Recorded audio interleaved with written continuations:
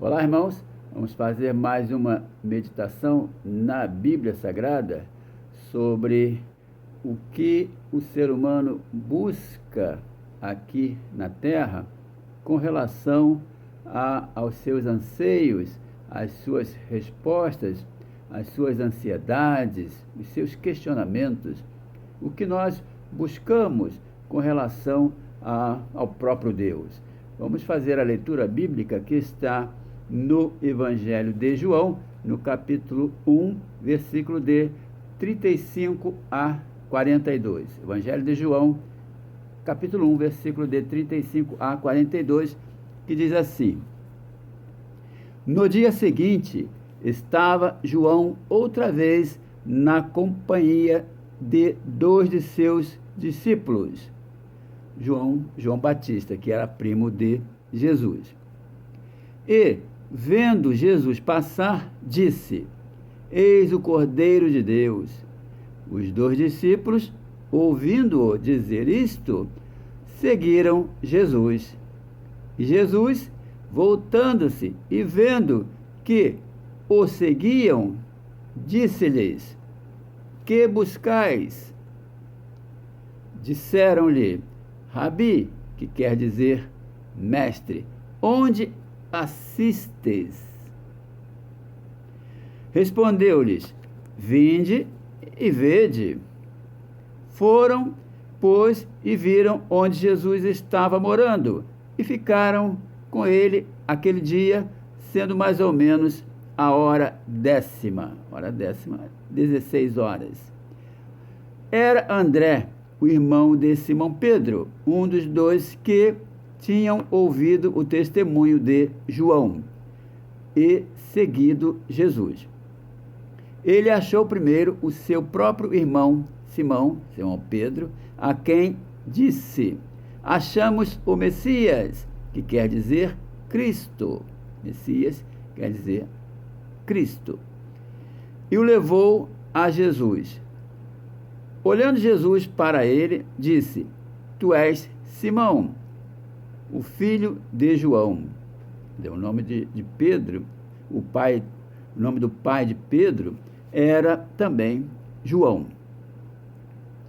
E serás chamado Cefas, que quer dizer Pedro. Então veja só esse diálogo onde Jesus, então, aí já tem dois dos seus 12 apóstolos, André e Pedro, que eram irmãos.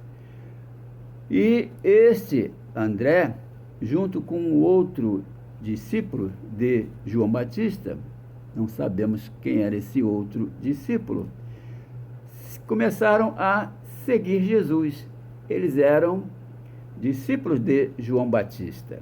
João Batista é primo de Jesus.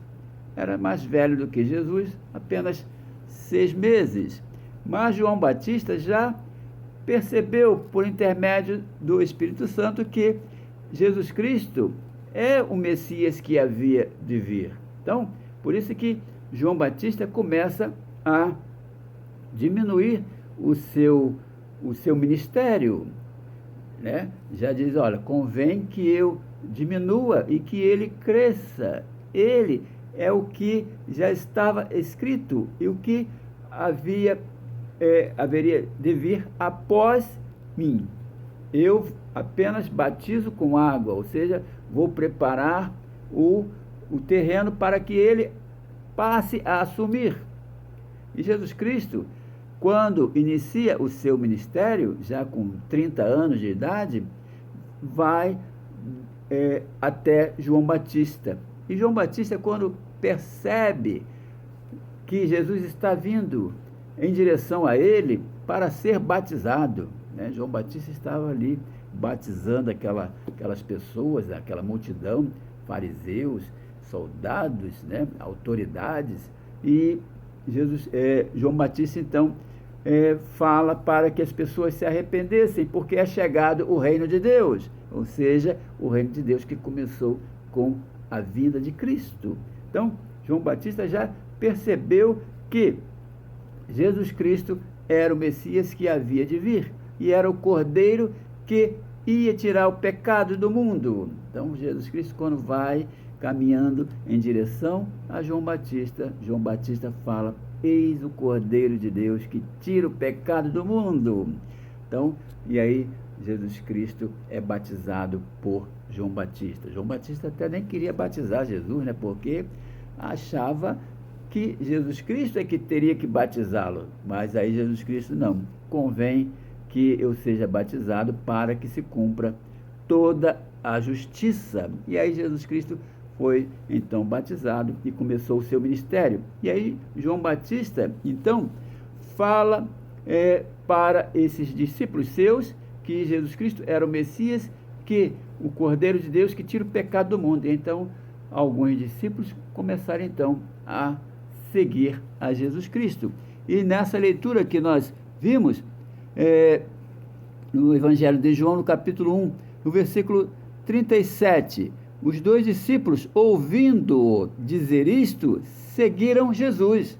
Então, eles começaram a seguir Jesus. E aí Jesus, então, vê aqueles dois homens o seguindo, e aí então Jesus pergunta a eles. Veja só que pergunta que Jesus Cristo fez a esses dois discípulos de João Batista. Que buscais? O que vocês querem? O que vocês estão buscando, me seguindo? E aí então eles disseram: Rabi, que quer dizer mestre, onde assistes? Ou seja, onde é que o Senhor vai pregar? Onde é que o Senhor vai batizar? Então Jesus Cristo não veio aqui na terra com essa finalidade. Ele veio para salvar, para buscar os perdidos. Jesus Cristo mesmo não batizou ninguém. Então, e aí Jesus Cristo olha aqueles dois homens diante daquela pergunta: onde você assiste? Veja só que pergunta. E aí Jesus Cristo: olha, eu não vou responder não. Vocês vêm e vê. Vocês verão as maravilhas que eu vou fazer, os ensinamentos que eu vou fazer, os milagres que eu vou fazer, e aí vocês vão tirar as suas próprias conclusões. Veja só que Jesus Cristo não criou nenhuma denominação, nenhuma religião. Jesus Cristo é a revelação de Deus, o Deus que criou todas as coisas, que criou o céu e a terra, e de um só homem fez toda a raça humana. Então, veja só, isso não é para ser ensinado, não é para ser nenhuma doutrina por denominação religiosa, é para ser percebido por meio do Espírito Santo. Então, veja só que aquela pergunta que os dois discípulos de João Batista perguntou a Jesus, onde assiste, Jesus Cristo não habita em igreja nenhuma. Jesus Cristo veio ao mundo para salvar o perdido. Então, essa pergunta que eles fazem: que buscais? Onde é que o Senhor dá as suas palestras? Onde batiza? E aí Jesus Cristo então fala para eles: olha, vem e vê, vocês verão as maravilhas que eu faço.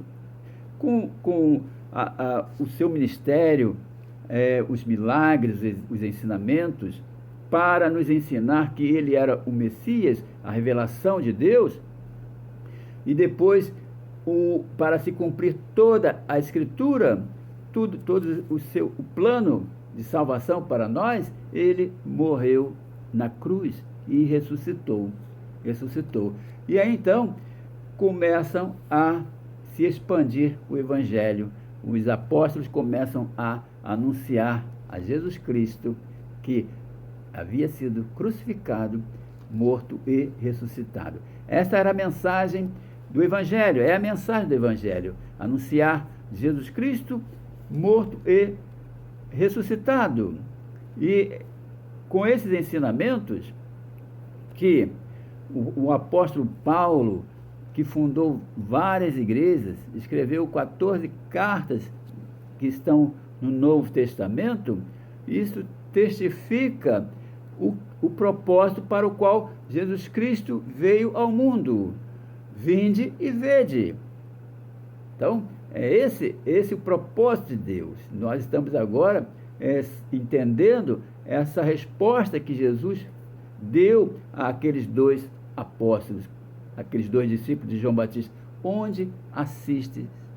E Jesus Cristo responde: vinde e vede, porque eu não assisto, não estou em igreja nenhuma, não estou em denominação nenhuma, em religião nenhuma, estou no coração daquele que crê verdadeiramente.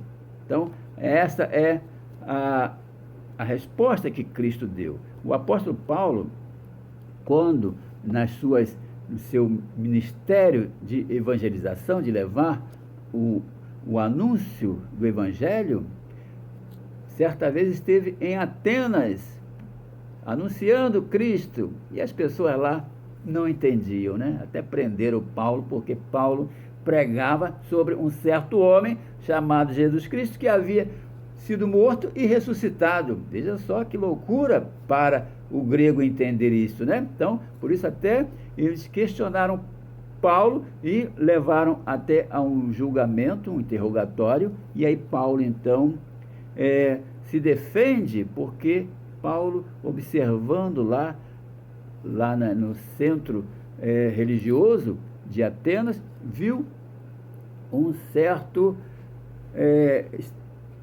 lugar onde se colocavam várias entidades, vários deuses, né, altares, e ali estava um altar escrito ao Deus desconhecido.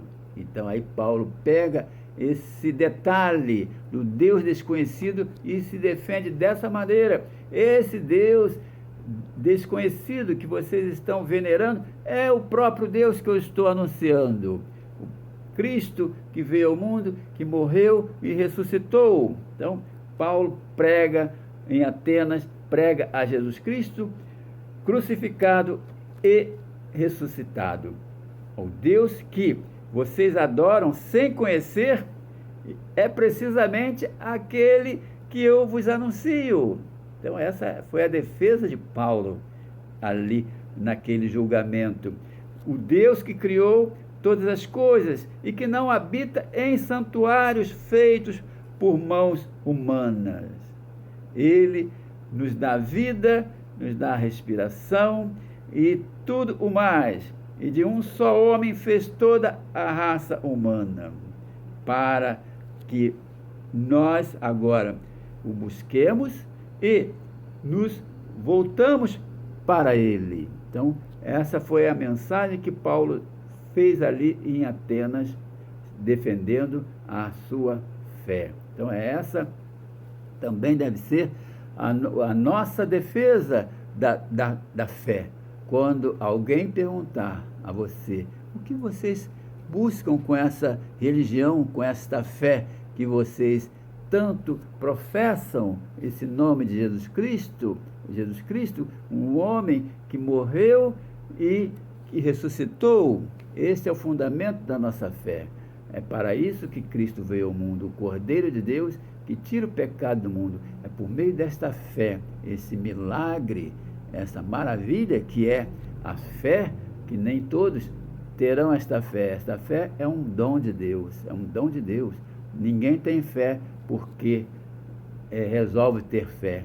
É um dom de Deus. E Deus penetra ali e passa a habitar no coração daquele que abre o coração, e então ali o Espírito Santo passa a habitar. É esse Deus desconhecido, Deus espiritual, que habita dentro daquele que crê. E aí então a paz, as angústias, as ansiedades, as respostas que tanto as pessoas buscam, elas terão.